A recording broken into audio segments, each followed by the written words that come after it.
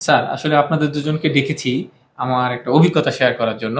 আপনারা জানেন যে আমি কলেজ থেকে একমাত্র আমি মালয়েশিয়ার নটিংহাম ইউনিভার্সিটিতে গিয়েছিলাম ট্রেনিং এ, বিশেষ করে আইসিটি রিলেটেড ট্রেনিং। আসলে পুরো ট্রেনিংটার বিষয়বস্তু ছিল ডিজিটাল সিটিজেনশিপ এডুকেশন, যেটা আমার কাছে অনেস্টলি বলে নতুন। কিন্তু যখন ট্রেনিংটা আমি শেষ করলাম, অনেস্টলি বলে অনেক কিছু শিখেছি। তার কয়েকটা বিষয় একটু আপনাদের সাথে শেয়ার করি।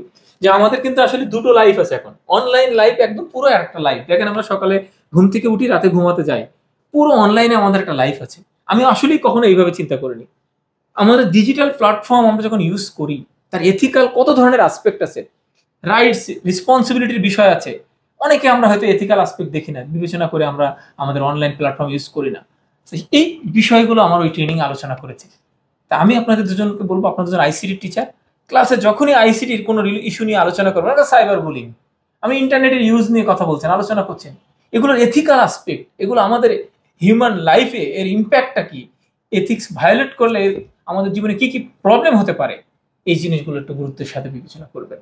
তা আমি বলবো যে আমাদের ডিজিটাল লিটারেসি, আমরা সাক্ষরতার কথা বলি, ডিজিটাল লিটারেসির যুগ কিন্তু চলে আসছে, ডিজিটাল লিটারেসি ফোকাসের যুগ চলে আসছে।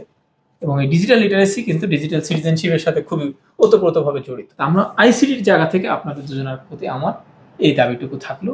আর আমি নিজেও চেষ্টা করবো এই আইডিয়াগুলো অন্যান্য শিক্ষকদের মাধ্যমেও কিভাবে বাস্তবায়ন করা যায়।